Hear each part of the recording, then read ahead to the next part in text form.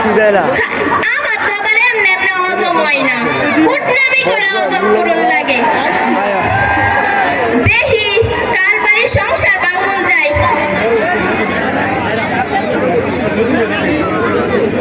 ওই রে কেডা, কমলা বিবির ফুট সুলেমানে না? এদিকে তো আইতাছে মনটা খারাপ কইরা, যাই ডাকটা দে। ও বাবা সুলেমান, আব্বা আব্বা খারো খারো। কি হইছে, মনটা খারাপ কে? কি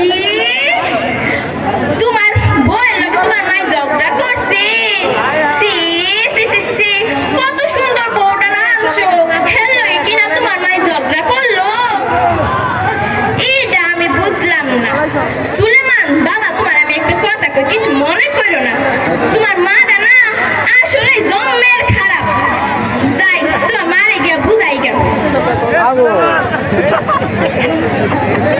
ওইটা কেডা, সুলেমানের মা না?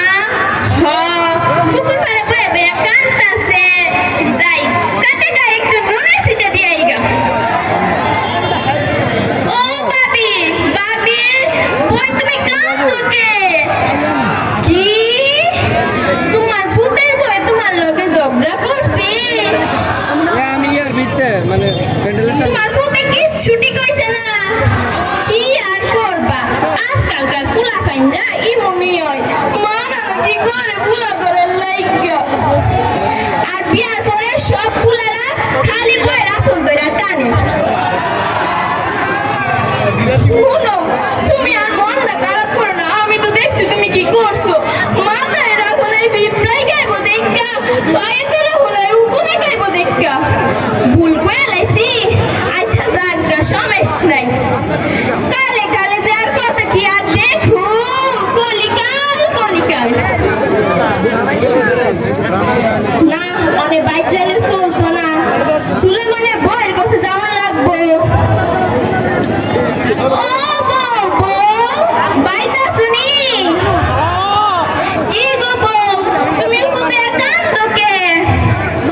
আমি বুঝছি মা, তোমার সমস্যাটা আমি বুঝছি। তোমার হাওড়ি তোমার লোকে ঝগড়া করছে না? কি আর করবা, আমি কইছিলাম না এনে বিয়াটা বইও না, তুমি তো আমার কোনো কথা শুনছো না। শুনো মা, তোমার আমি একটা বুদ্ধি দিই। তুমি ভাই ভাই যাও গা, দেখবা তোমার হাওড়ে এমন তার লাগে শুধু হয়ে গেছে। নিজের খাইয়া তোমার কত আর যুক্তি দিমু, মাথায় আর আমার ধরে না। কই যাইতাছে? এই সেরি কই যাস? তালিমো যাস? আমার সাতটারে কইছে মা গো যাও তালিমে একটু বুইড়ায় ওকা। ফুলা শক্ত আজ পূরণ করি, ছোট ছোট মায়ের আর কি আর কইব, আমি কি কম জানি নি? ওয়ালাইকুম আসসালাম। কি গো মা, তোমরা কি কইবা কও? মায়েরাই কইলো। খালাম্মা, আপনি তো অনেক দেরি করে এসেছেন, আলোচনা প্রায় শেষ পর্যায়ে। সূরা হুমাজে আল্লাহ তাআলা বলেছেন যে ধ্বংস এমন প্রত্যেক ব্যক্তির জন্য যারা মানুষদেরকে সামনের দিক থেকে দীক্ষা দেয় এবং পেছনে নিন্দা করে বেড়ায়, তাদের জন্য রয়েছে লিলিহান অগ্নিশিখা। আবার হাদিসে হযরত মুহাম্মদ সাল্লাল্লাহু আলাইহি সাল্লাম বলেছেন যে গীবত বা পরনিন্দা করা জঘন্যতম অপরাধ।